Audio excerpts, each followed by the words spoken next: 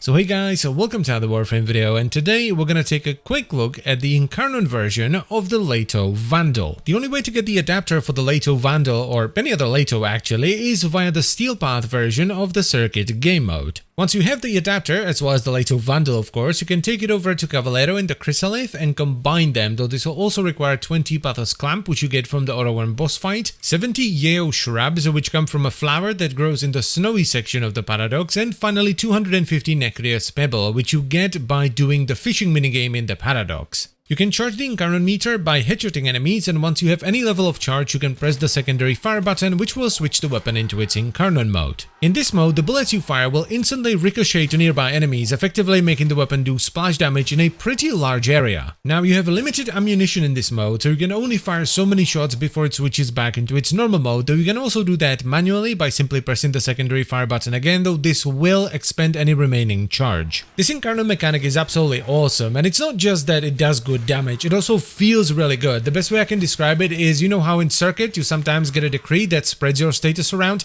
It kind of feels like having that all the time. Now, as far as the evolution options go, they're pretty good. The first one will have you choose between Heaven Foray, which gives you flat damage and then more flat damage if you have overshield, and Reified Bane, which gives you flat damage and then more flat damage if you reload from an empty magazine. The second pick is between Void's Guidance, which increases your accuracy and decreases recoil quite significantly, Marksman's Gain, which on a headshot gives you a 20% chance to get 50% ammo efficiency for 6 seconds, and Exact Penance, which on kill has a 50% chance to give you an instant reload. And your third choice is going to be between Survivor's Edge, which increases the weapon's base crit and status chance, Death Trap Trigger, which significantly boosts your crit chance and crit damage when you switch to the weapon from your primary, so whenever you weapon swap to it, and Carnage Rain, which is effectively condition overload as it gives you 40% direct damage per status type affecting the target. I personally chose Reified Bane, even though I don't usually reload from an empty magazine because I generally don't play frames that get overshields,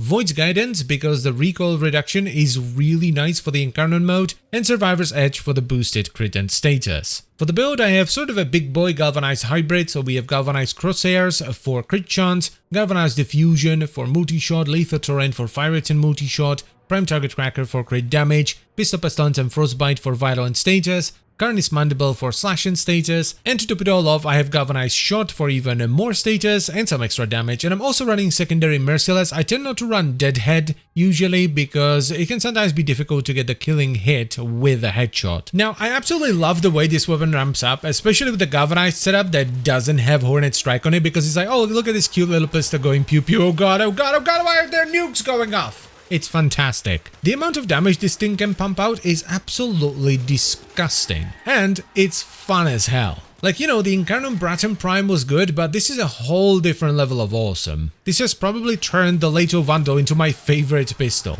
It's just really fun and the damage is damn good. It's exactly what a weapon like this needs, you know, single target damage is all well and good, but nowadays you kind of need some AoE, even if it's somewhat limited, like in this case to the Incarnon mode. Now, while it might seem like you need a lot of resources to attach the adapter to the Lato Vandal, especially the pebbles, it's actually not that bad and you can easily get everything in like an hour. So yeah, I would highly recommend you pick this one up. And as always guys, I thank you very much for watching, I hope you've enjoyed the video and found it helpful, and I'll see you next time.